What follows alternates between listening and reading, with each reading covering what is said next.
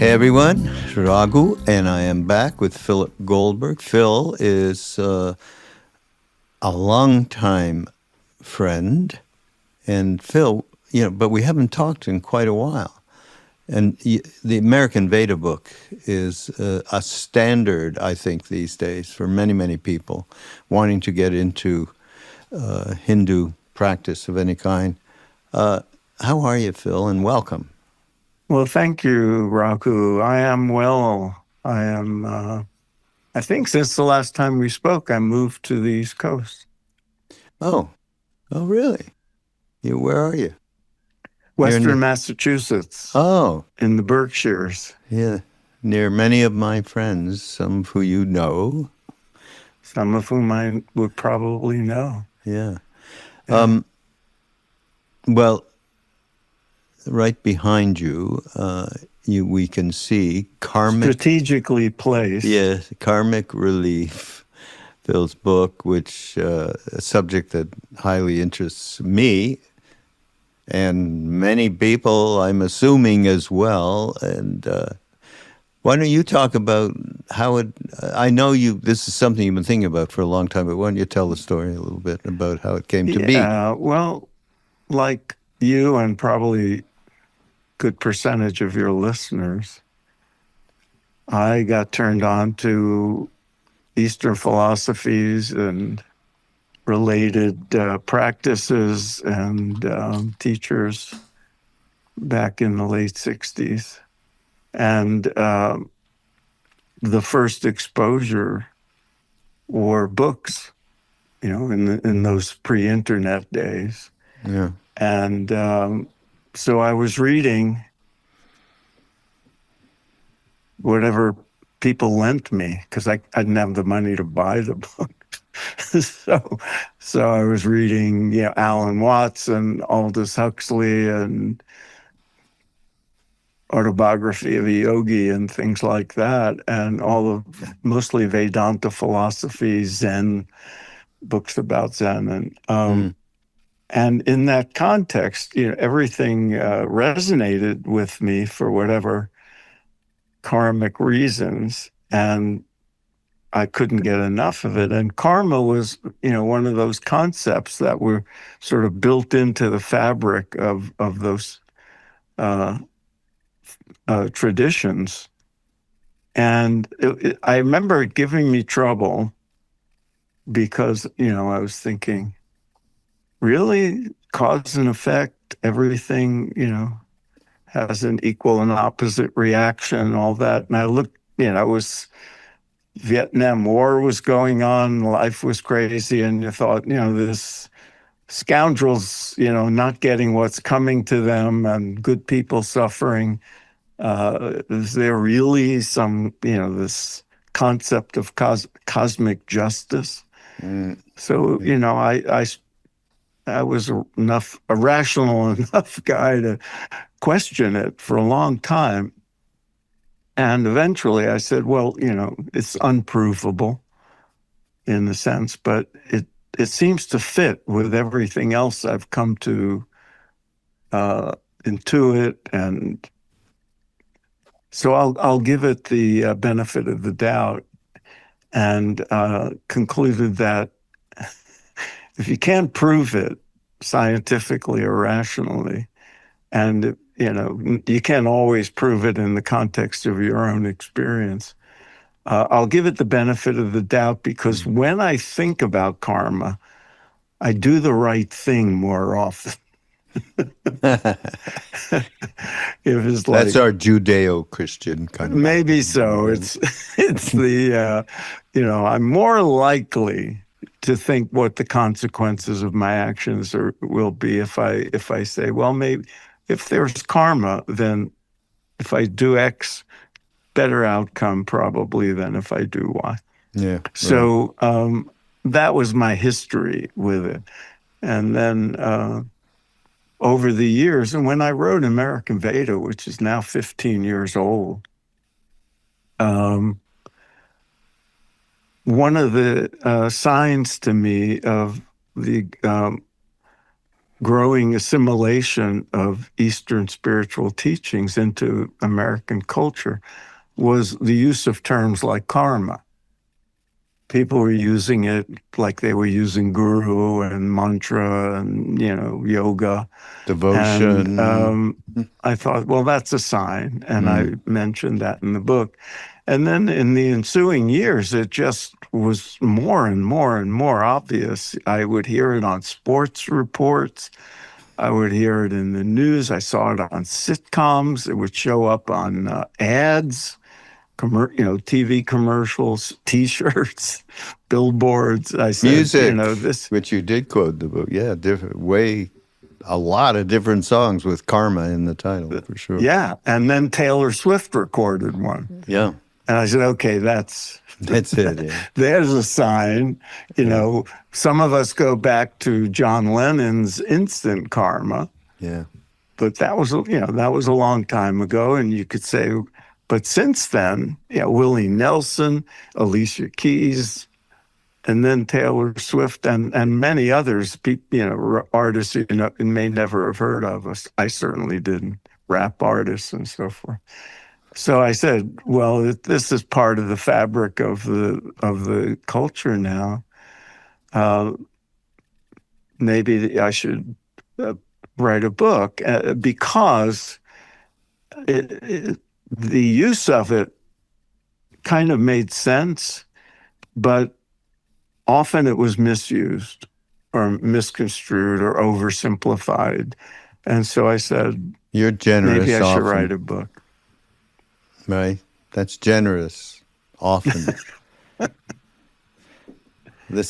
Where we were at in being very naive about this concept was the story. Actually, Ram Dass used to tell this story. You're walking across the street, and just before you get to the other side, older lady with a bunch of groceries and so on, just tripped and they fell all over the place. And you look, the person walking across the street looks back and goes, tough karma. Right? And keep walking. Yeah. Yeah. Yeah. That's great. I didn't know he used that story because in talking about karma, maybe even in the book, I say the same thing. So it must be, maybe I learned it from, reading Ram Dass back in the day, but it was an example that occurred to me. And that's one of the ways it's misused. And you see it a lot in sort of spiritual circles, say, oh, those poor people, they're suffering. There was shitty karma. What? Shitty karma, you say. Yes, they're karma. Yeah. And it's sometimes, it's not just an excuse to be indifferent, but sometimes it even goes to the point where people say, well, I'm not going to try to help those people because it's their karma and it has to work itself out. Otherwise, they won't, advance. Yeah. And so I should not interfere. And my example is if somebody fell in the street, would you say that, or would you just bend down and help the person? But the bottom line is, if you use the concept of karma in that way, by being as a sort of excuse to be indifferent to the suffering of other people or other groups of people where you can possibly help, what is the karma you're now accruing for your callousness or your lack of compassion? Yeah, So for sure. I think we should probably get into what karma is and isn't. But do you know? I'm sure you do. You know who Robert Svoboda is? Yes. Yeah. So Robert wrote those 3 books about Agora, his guru, Vimalananda.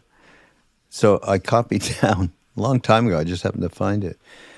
A quote from the Agori Vimalananda. These are the sadhus who use the left-hand path, Huh. most of whom, and he said it himself, are, not at it for the right reasons, shall we say? But he said it's always better to live with reality, because otherwise, without fail, reality will come live with you. Right? I Very love that. good. Isn't that a great quote? Yeah. But let's talk about, reality, which the interpretation we have. It's very difficult because it is not rational. It is not scientifically provable. Although Right. with reincarnation, there is that Yeah. Yeah. has been proved. That's what makes it more plausible. But anyhow, go ahead. What it is it and what it isn't. It's when you ask people what they think karma means, they usually will resort to a cliche like we reap what we sow, or what goes around comes around. And there's a certain simple truth to that. Those apply. But when you think of the universe as a whole, karma applies to everything. The word karma simply means action. And when it shows up in the Vedic literature and stuff, sometimes it just means action. But then when we think of how we understand the laws of karma and the way karma plays out in life, it takes on the aura of something like a scientific principle, like the laws of gravity or the laws of thermodynamics. They work everywhere throughout the universe. So in thermodynamics, there's this principle that every action has an equal and opposite reaction. And in physics, it applies to material objects and energy. But if you apply it to human behavior, then it becomes karma. Essentially, that's what karma is. It's the laws of cause and effect that work throughout the universe. So you could say that a lot of the laws of physics and chemistry and everything are part of the fabric of karma. But we think of it mostly in terms of our human interactions and our human behavior.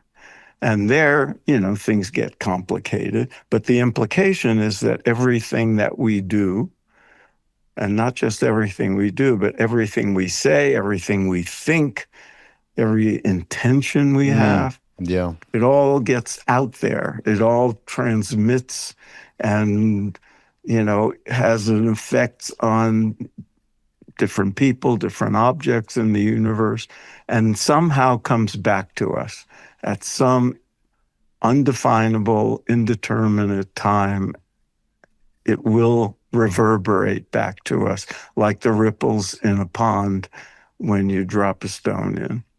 So that's essentially what it means. The laws of action. Yeah.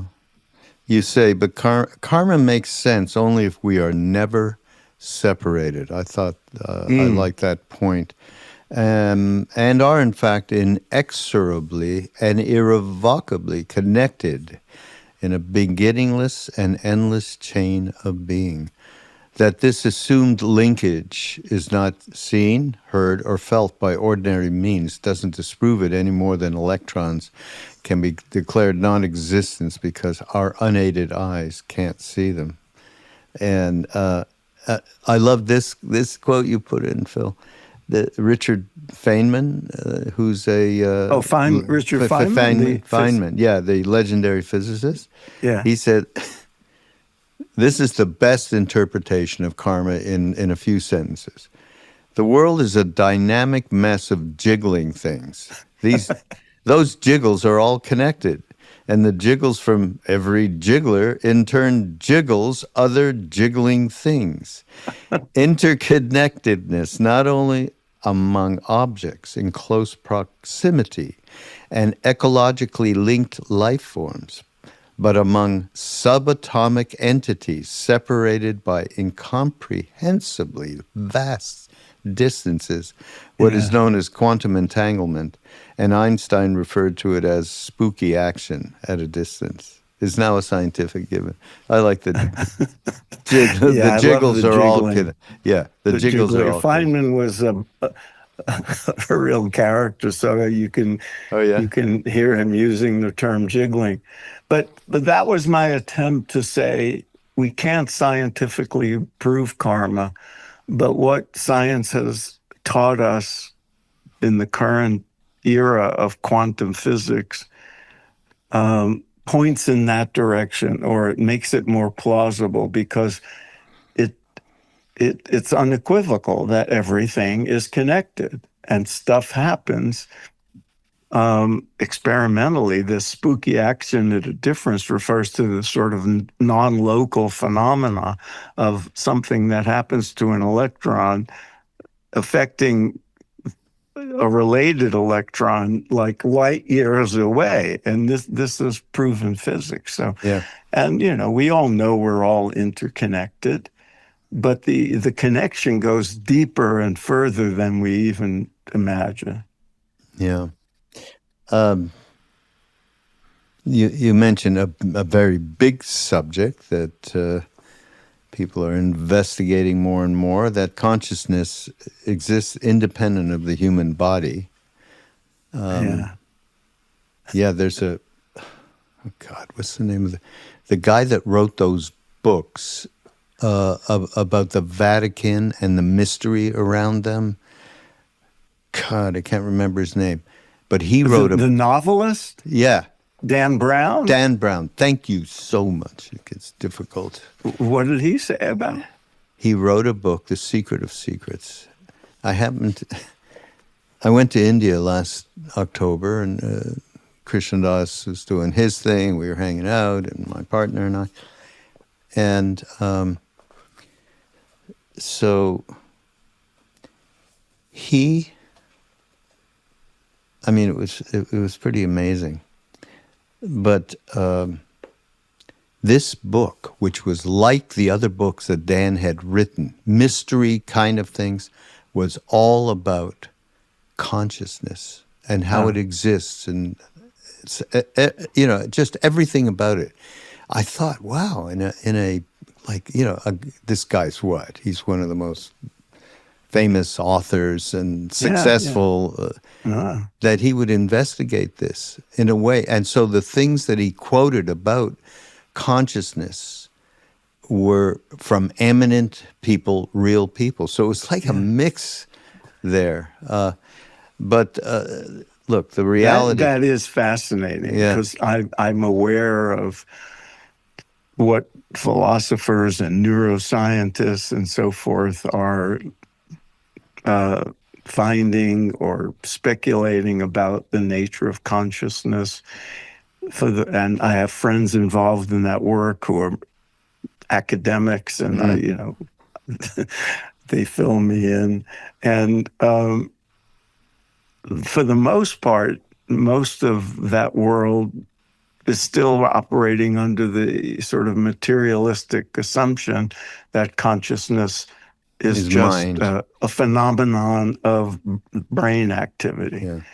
But there's more and more evidence pointing to consciousness being independent and just processed in the brain the way a TV processes sound and light waves. You'd love the book, Phil. Get the book. It's Dan Brown's Secret of I will. Secrets. I never thought of reading him, but now I will. You know what? Producers of this thing, this podcast, please get a link for that, because I think what happened to me, karma happened. I'm in the middle of the thing in Rishikesh, and I got a terrible cold. So I couldn't go out. I couldn't go to the Ganga. Nothing. I was alone in the room. They had to quarantine me. So I read this book over a couple of days. I don't think I've ever dug in the way I dug in with this book. Well, And he's a great storyteller, I gather, but I didn't.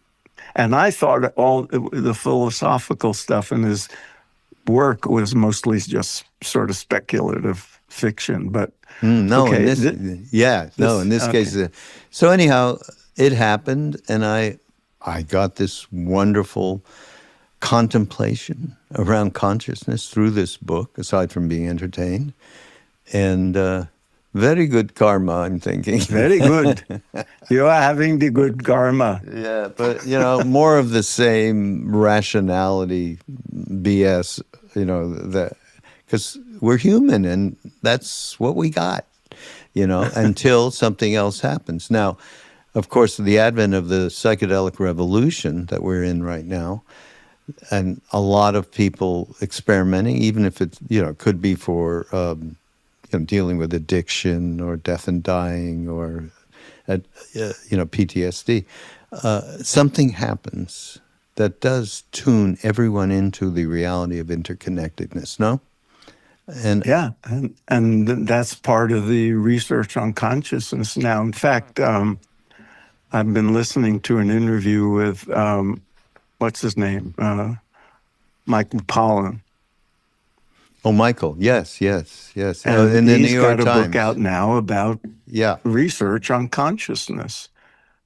I forget the title, but he's so well known that this is now going to be, a dinner table conversation, not just among freaks like us and scientists and philosophers, but he's out there on talk shows that people listen to, talking about what we know about consciousness. Yeah. No. And a big part of that is the people theorizing and looking at finding evidence that points to the existence of consciousness outside of what we think of as brain activity. Yeah.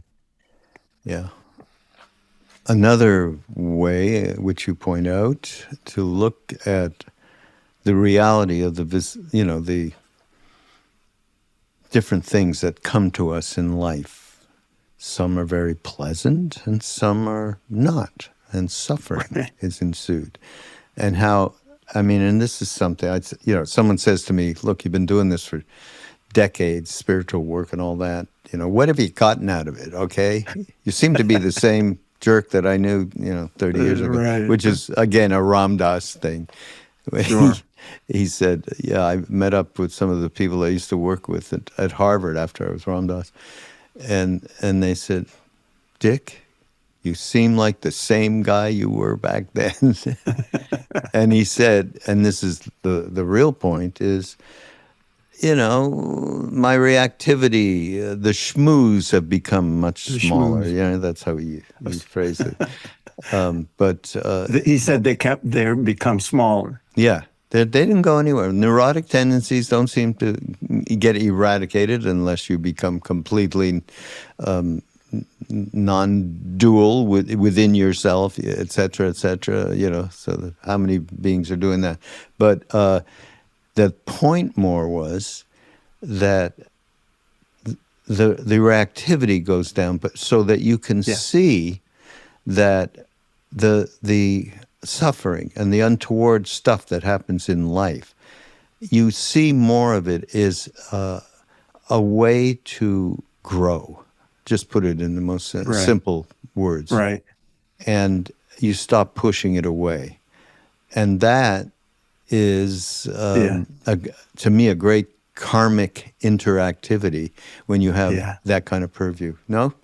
Yeah, I agree, and there's a lot packed into what you were saying, but I of course get the same thing. You've been at this for decades, and sometimes, if I'm in a position of like lecturing or teaching something, people will make certain assumptions about me and my spiritual progress, and elevate me beyond what I deserve, and it makes me uncomfortable. So I have to disabuse them of any fantasy that I am somehow some exemplary person, because as you say, I'm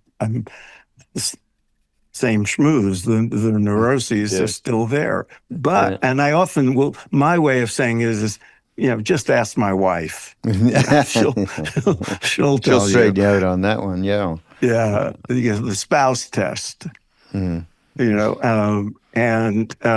Or as Ramdas, I remember him saying, if you really want to know if you're enlightened, go visit your family. Yeah, for a weekend.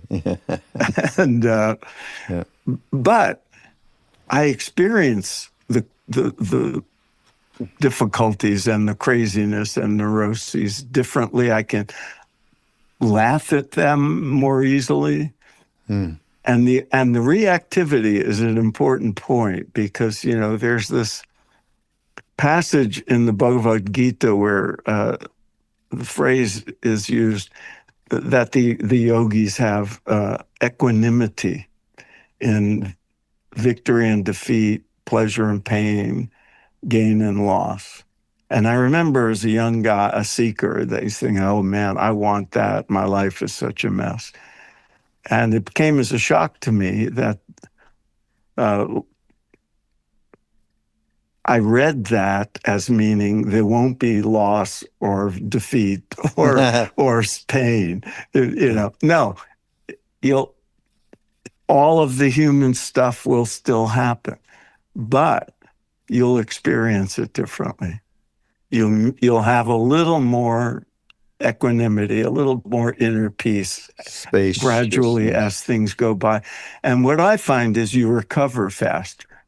You regain your center, your equilibrium faster than I would have in the past. And I'm told by some researchers that there's evidence of that in the research on meditation and the related practices. Mm-hmm. So that's a feature. There was something else in there. Oh, the other part, you said learning and grow. And that's a critical thing where karma is concerned. Because one of the misuses is to think of, people talk about karma as being good or bad, and as if it were a system of rewards and punishment. They're getting what's coming. Judeo-Christian platform. Hard to shake. Yeah. But that's a critical thing. And you hear it even if they don't use the words reward and punishment, it's implied. And it's like even in the songs, most of the uses of karma in pop culture and in the newscasts and everything, it's usually when something bad happens. Oh, their karma. But, the good stuff is karma too. Exactly, We have a lot of good karma that we don't think of in those terms. It's like people listening to your show have the good karma to be listening to your show. You had the good karma to know the people you knew and to go to India and all that stuff. This was all written in. And we have good karma. Wake up every day. We have indoor plumbing. In the context of the world, that's good karma. So people think of it when bad stuff happens as if they're being punished. And the wise ones in the Buddhist and the Hindu traditions who talk about karma, they just talk about causes and effects. They don't talk about it as reward and punishment.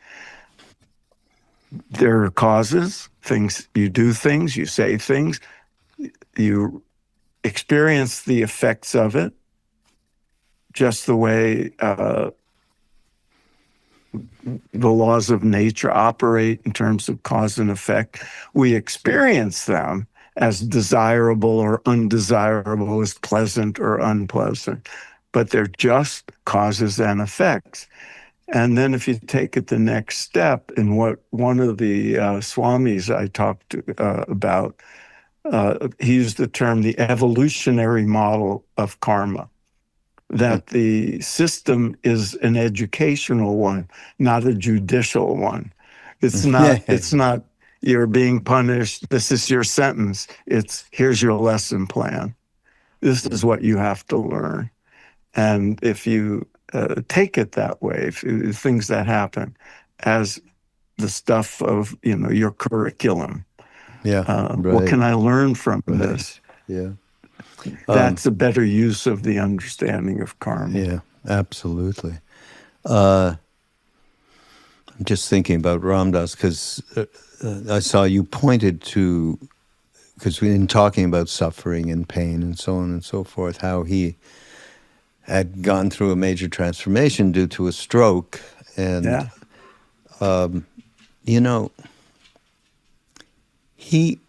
when he got the stroke, he was like, okay, Maharaj Neem Karoli Baba, where are you? Yeah. Were you out to lunch? So that was the kind, this is somebody who is extraordinarily wise and talk about decades and decades of practice. Amazing. That he would have this thought, which is a karmic related thought. Yeah. He went to India in 2004 and he visited with Siddhi Maz, our Indian mother, who was close to Neem Karoli Baba forever, saint in her own right. And she had heard, he said, Maharaji gave me the stroke so that I could, transform somehow. And she said to him, no, he's not giving you any stroke, Ram Dass. The stroke was nature, which included all of the karma, and he created karma he wasn't taking his blood pressure meds or whatever, all that kind of human stuff, and just something that we can't quite fathom at all. Yeah. So she straightened him out on that, and he That's great. Yeah, and he came back, and he understood that everything that was happening to him that allowed him to transform through this particular suffering, he just switched around the point of view a little bit to understand maybe more fully nature, how she said that, how nature is. That's fascinating. Yeah.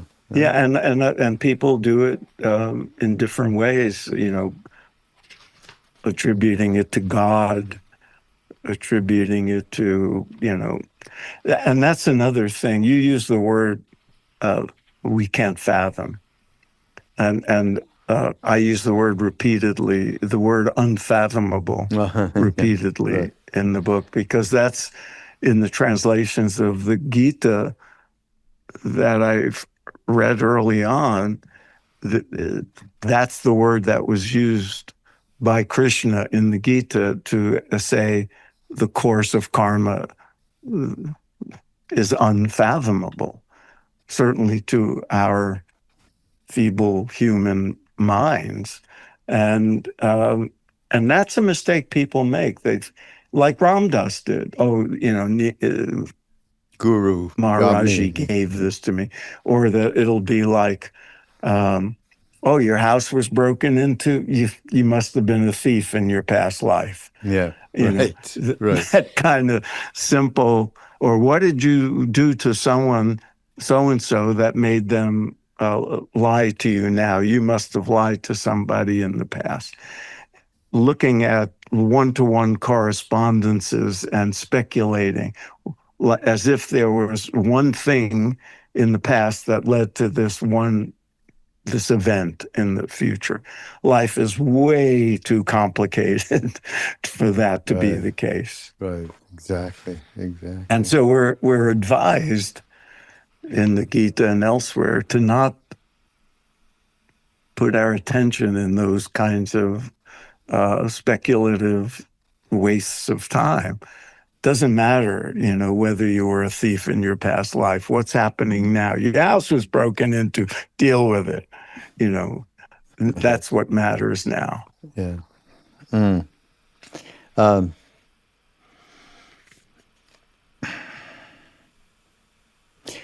Here's to me, and this is from the book, is no matter how much you think you understand karma or how much you don't, and honestly, most of us can't get the grasp of that because it's just not two-dimensional, period.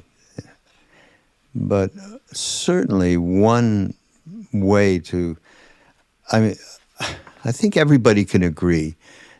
And you say it in the book, there's positivity and there's negativity. You can take a path. Why in the world we take the path of negativity, which a lot of us do. Oh, here's a story. Maharaji used to name people, that's how I got my name.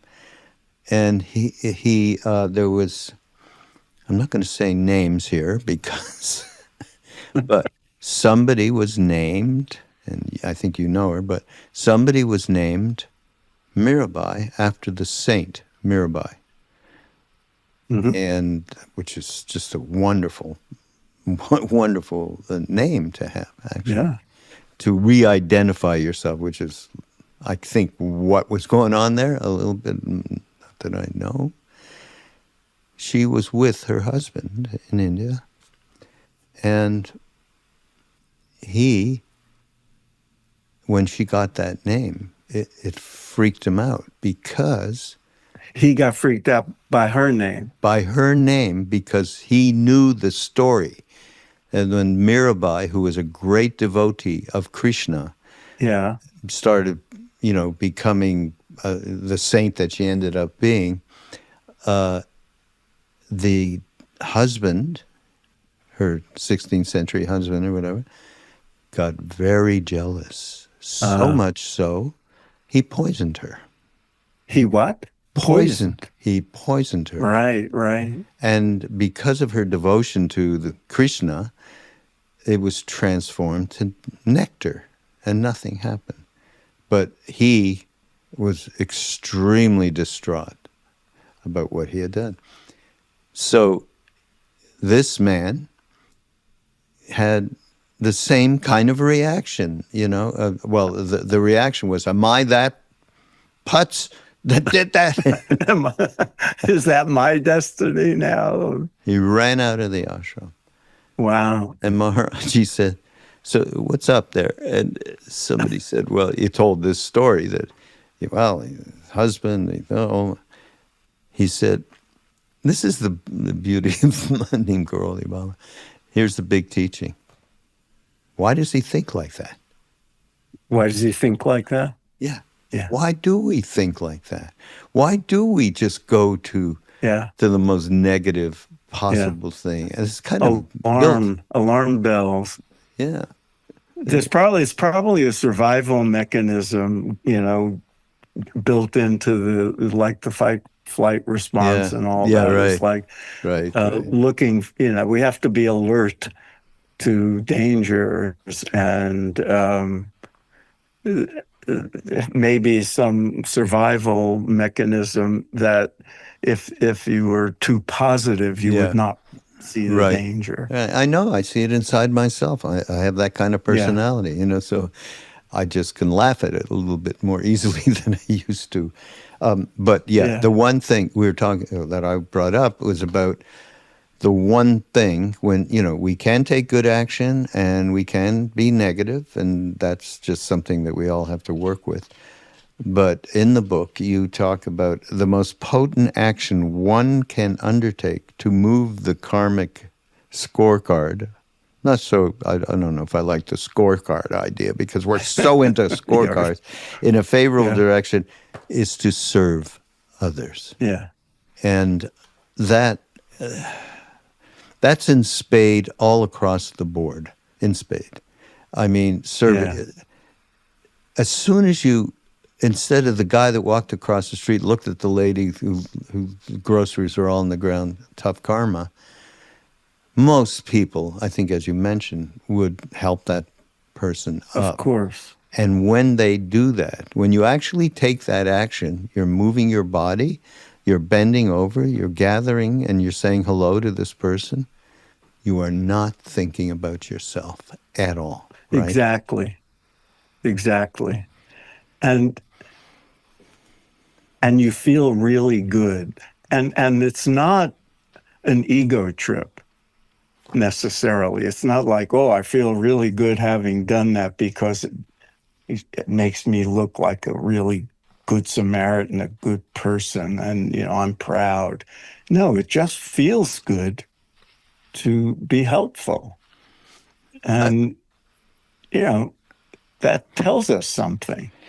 And the other piece is, if you're walking down, the street in New York City and somebody falls and they drop stuff, and you bend down and pick it up. You don't say, "Excuse you, before I help you, who did you vote for in the last election?" What I what don't do you know. think? Here's a list of questions for you before I decide to help you. Yeah, You don't go yeah, there. yeah.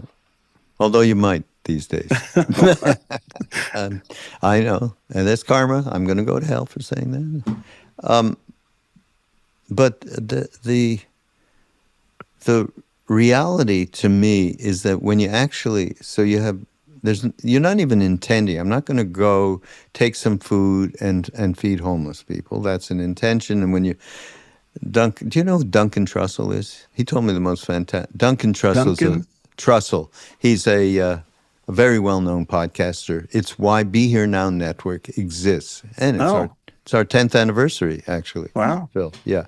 So he he's very funny. He's a comic, and he said he decided one day that he was going to go and he wanted to help people. So he would take some food down to, he was in LA at the time, to East LA, and help.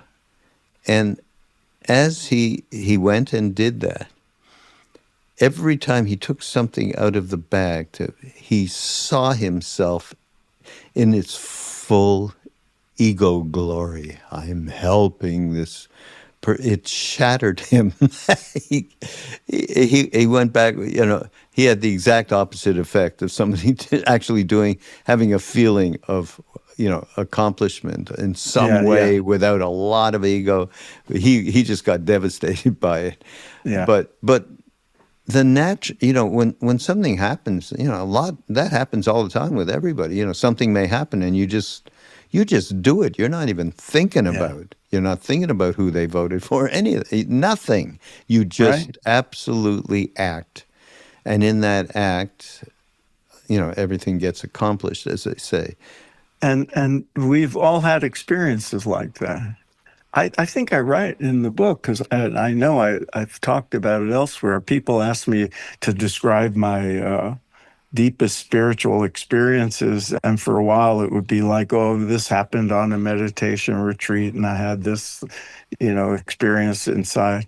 And I realized when I thought about it one day that one of the most powerful spiritual experiences of my life was toward the end of my father's life, when I was visiting him, and he had this crisis, and I had to, respond to it, and it was not easy. And it was like, and it was up all night, and the ambulances and the hospitals. And I remember coming back and finally, cleaning up and going to bed and having this feeling of incredible bliss.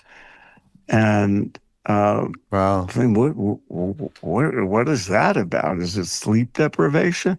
And having the realization that I hadn't thought of myself in like 6 or 8 hours. Oh, really? Oh, Yeah, that's so it was good. like not one thought. It was just all get this done. Once, what has to happen now? How can I help him? So forth. And that was a big lesson to me, because That's great. you can be spiritual person and be somewhat narcissistic in the name of spirituality and growth and all that. The tradition, you guys are, that the serve part was built in. And one of the things I've always admired about Ram Dass and the people around him and Neem Karoli was, so many of you have served. Mm. you've done good service in the world, because of those days. Yeah. And that's I'm not buttering you up, Ron. But I know, Okay. No. it's Please an interesting continue. thing. Please continue, Phil. Hey, listen, you're sitting in an ashram, you're 20 odd years old with this being who you have no idea what that is. And all you know is, like, we used to sit across from, he'd be there on his tucket and we'd be across, and he'd say, just stay there. And all day long, people coming, Indian people, and every one of them got food. Yeah. Everyone was served food and whatever, and his darshan and so on. So you start to, okay, I get it. Yeah. I get it. I was just something in a presentation I gave. I showed film footage of Ramana Maharshi Oh, wow. from Yeah. the 1940s, Yeah. and it was a British documentary thing, and it was. And the narrator says, and every day at the ashram, people come, and he said, whoever comes, he says, feed them, and he won't eat until they're served. And I thought, oh, Yeah. there's something really special about that. Yeah. Yeah. Absolutely. Whereas I'm the guy at the front of the buffet line. Or on Shabbos, they don't go to this to the actual proceedings, the prayers, but they end up downstairs with all the beautiful wine and cake. But the karma of that, you see it in the literature, that the same action can produce different karma depending on the state of the mind of the person doing it and their intention. So, somebody can write a big check, but if they're doing it to get their name on a plaque, it doesn't have the same karmic impact as a humble person, giving what they can without any hope of recognition or any ego. A little more rare, shall we say? Rare, I would say. That's that instance would be rarer. I mentioned Robert Svoboda, and so one of those three books was The Law of Karma. Yeah. I got so much. Did you read it? No, I didn't. I wish I'd known. Didn't show up in my research somehow. It's fantastic because it gets as close to non-rationality understanding as possible. But anyhow, I wanted to quote something which just exactly connects with what you just said. Every physical or mental action you perform and with which you identify yourself as the doer becomes a karma for you and produces a reaction which you will eventually have to experience. Like everyone else, a gory or atheist, you consume at each moment of your life that portion of your karmic gain that has finally matured. Likewise, each of your self-identified actions or reactions today shapes your future by seeding yet further reactions. Right. Every individual being is a karmic slate of coming attractions and repulsions. Though we all physically share the same earth space and earth time, our individual causative schematic create for us individual universes of experience. Pretty well said, right? Very well said. I said, and I say similar things. That's why it made book. me think of it. Yeah. Yeah. I mean, every moment, whatever we're presented is the result of some configuration of our actions and words and thoughts and intentions and emotions producing this moment. And the laws of karma presuppose free will. People think of it as fate and destiny, but no, and all the great teachers say, no, no, no, no. This is an assertion of human freedom, and with that freedom comes responsibility. You're responsible for whatever is here based on your past. And now, how you respond to this karmic delivery that's come to you will shape the karmic future. Yeah. The next few minutes, the next years, the next lifetimes, you're shaping your future karma at every moment, and you're responding to the past karma at every moment. But be here now. So I mean, it comes down to it doesn't matter what the causes, the complex, unfathomable causes were, and you can't predict what the future will be, but you're here now. The past and the future are all here now, and what you do now is what matters. Yeah, exactly. I just want to read another thing from Robert around this, which we've been speaking to this whole thing, and you have been speaking to during this podcast. The law of karma, the unimaginable complexity of which has cowed the greatest of scholars, loses some of its ability to dismay when viewed through the prism of surrender. If having decided to surrender, you are willing to keep surrendering, and then you surrender some more, you will simplify your personal choreography to the more manageable, if still convoluted, process of resolving how, when, and what to yield. But through this simplification, properly applied, makes karma easier to work through. It in no way neutralizes the law of karma's power to mystify and consternate. Yes, absolutely. Yeah. I agree with all that. And somewhere in my book is similar, you talk about surrender thoughts. It's like, it's unfathomable. It's beyond rationality and logic and all the tools the mind tries to apply to these things. It's incalculable.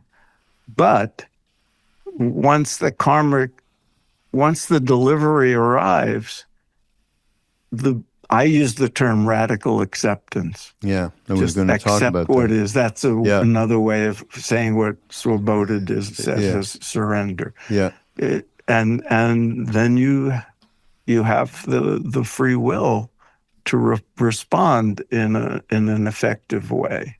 But you first have to accept what is and not be angry at it, we have our initial reactions when something bad happens, but here we are.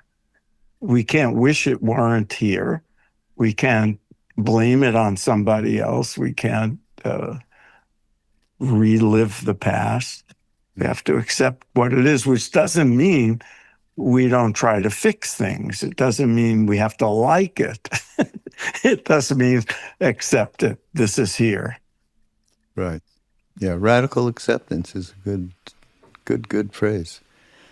So we can't prove the reality of karma in the way that most people would want it to be proved scientifically.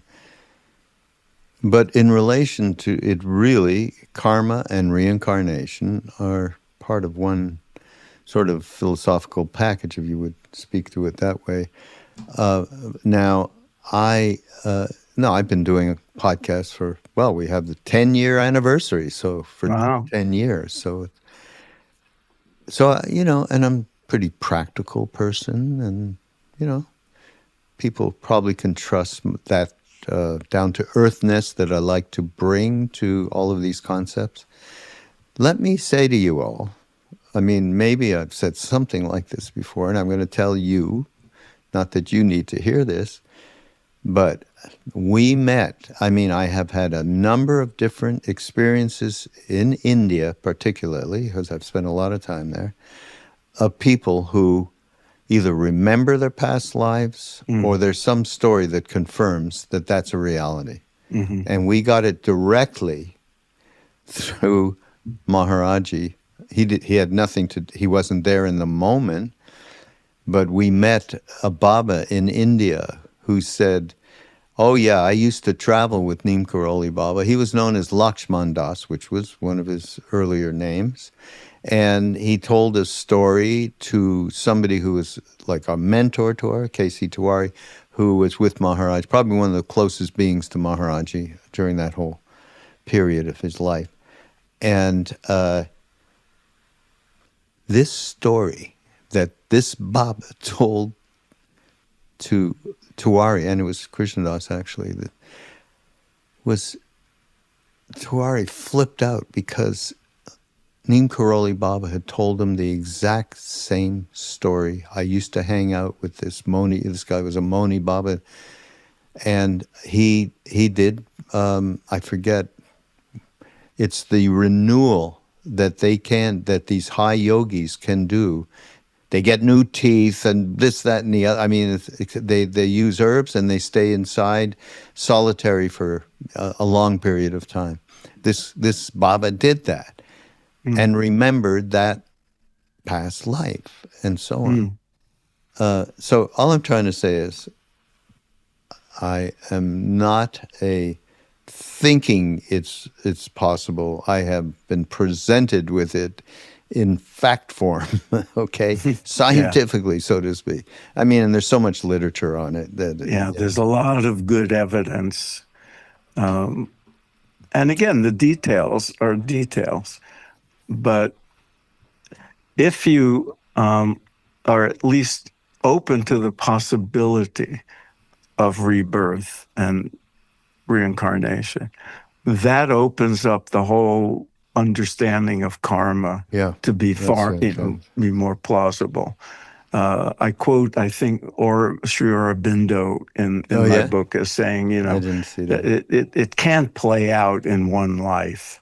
And if you just look at this one life, you don't see justice.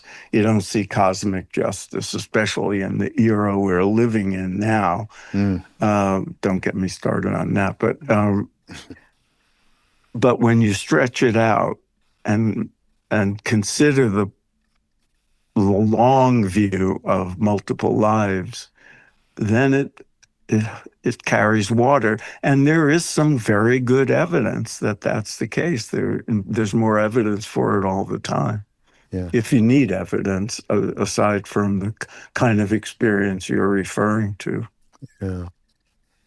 Well, most of us do love that sort of thing, to get that, the stamp of approval, and hopefully it's scientific. That's why His Holiness the Dalai Lama has been doing these great experiments with people like Richie David. He's working with Richie, and Mingyur Rinpoche, a great Lama, was one of the first people to go through these experiments around what is actually happening inside this being after all this meditation practice that allows him, when they say, can you just assume a compassionate posture, so to speak, and boom, they look at the fMRI and bang, he's, which would take most people maybe a 2-week meditation course before you get to that kind of a place. Right, but some ordinary person who's been meditating for 20 years or 40 years, or in my case, 50 some odd years, the indices on such tests would show improvement over time. And that's the critical thing. I was in 1970 or something, when I was living in Cambridge.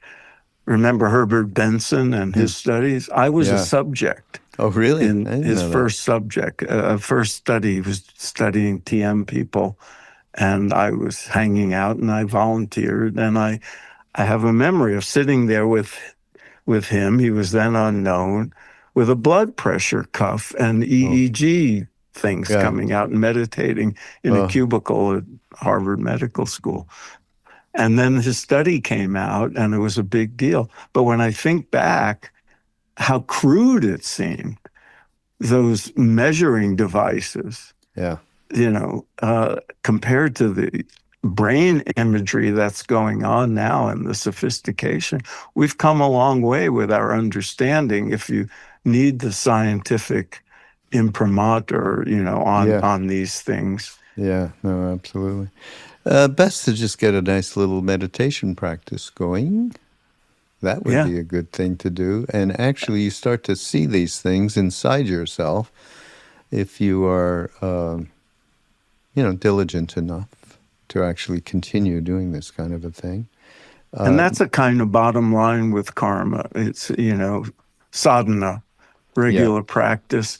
And the way I put it in the book is most of the time most of the actions we take, the words we speak and so forth, we're not contemplating them and making decisions about all of this. We're just acting and reacting all the time. Yeah. And so spiritual practices and that kind of diligence is like resetting our inner GPS. So the default setting is more likely to do the right thing. Yeah. You're more likely to do the compassionate thing, the generous thing, the kind thing, if you're content and calm inside and your mind is clear. And so, that's, a bottom line sort of approach to karma. Yeah, no, absolutely. Thank you for this, Phil. This is Thank you. Great subject to sit around and talk about, that's for sure. Everybody, Karmic Relief, and you can see it right behind Phil. And, we'll get you links up to some of the good stuff we've been talking about, including Phil's book. And my podcast, which Parvati was on not long ago. That's right. Yeah, around Ram Dass's posthumous book, There Is No Other, I think, right? Yeah, that she edited and wrote. Yeah, thank you for that as well. So, whatever you think also, whatever you might think of in the interim, please do send us the links so that people can take advantage. I will do. Okay. And again, I thank you, Phil. Everybody, this is Mindrolling on Be Here Now Network. Go to BeHereNowNetwork.com and take advantage of all the wonderful people and teachers and presenters and podcasters that we have. And our 10th anniversary is coming. It's going to happen in June, and this is 2026. And we shall see you next week. Bye-bye.